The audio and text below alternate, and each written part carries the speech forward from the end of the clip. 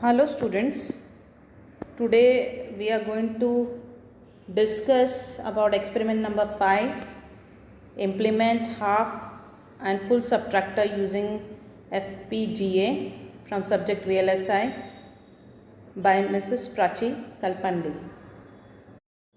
Now as you can see here, first we'll start with the half subtractor using data flow model. So here the editor, VHDL editor, in this the VHDL program you can see here using data flow model. As I told you, data flow model totally depends upon the equation, and we know that the half subtractor equation. So first library declaration, then the entity is declared for the half subtractor. A, B is the input, difference is the output, and borrow is the output. So there are two outputs for half subtractor. The architecture you can see data flow model and the begin, and there the difference equation is A XOR B after 10 nanoseconds, and borrow is not A bar and B, so therefore not A and B after 5 nanoseconds, and there should be have written data flow model. So the first step is to edit the program using the editor. So this is the editor. So after writing the program here in the editor, the next step is in the implementation is to synthesize. You can see here synthesize. So in the synthesize you can check for the syntax error if any, and once it is completed successfully, then you have to go for simulation. So here you can see the checks syntax is done, and after the check syntax in the implementation you have to go to the simulation. So go for simulation and check for behavioral. So everything is perfect, then the behavior green right will be shown here in the behavioral check system, and then after the behavioral check syntax is done, you have to go for simulate behavioral model. So here you have to click. After simulation, the window which will be opened is this, and here you can see all the input and the output will be shown. Now I have given the input. Now to how to give the inputs, which I have already explained in experiment number 4. So if you write the test bench, then the direct output will be waveforms will be developed. But if you don't write the test bench, then one by one inputs you can give here using the method which I have shown in experiment number 4, and you can check the output.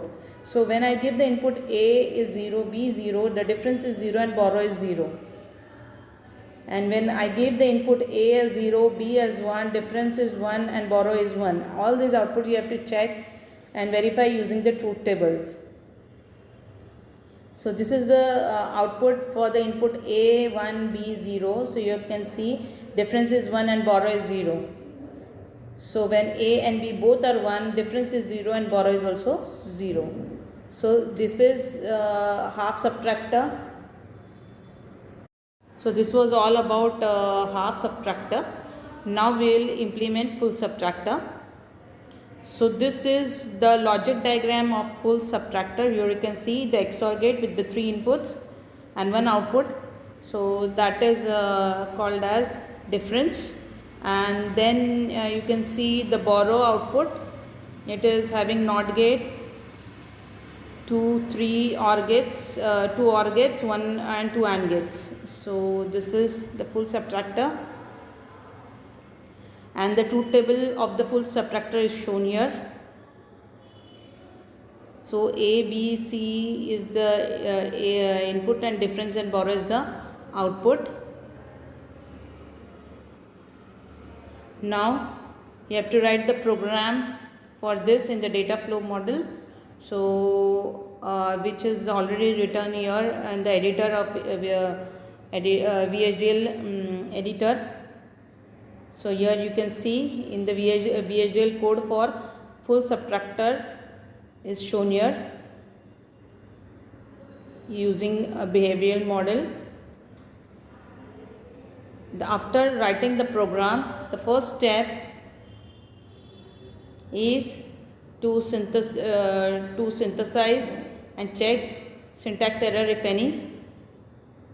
So after checking the syntax error in the implementation, then we have to go to the simulation, and in the simulation you have to go to iSimulator and check behavioral, check syntax, so any mistake or error in the model which you have chosen.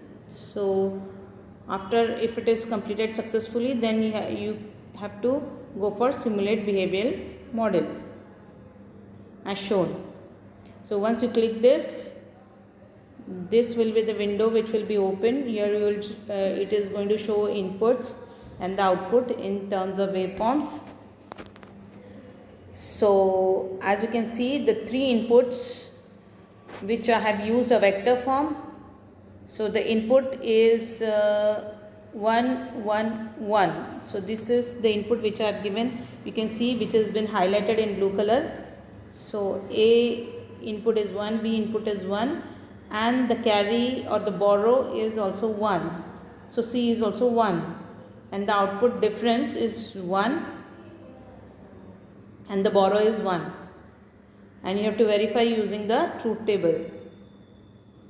Now here you can check the inputs. The inputs which I have given in the vector form is A is 0, B is 1, and C is also 1. So after that, the output which I got is difference is 0 and borrow is 1, and this you can verify using the truth table.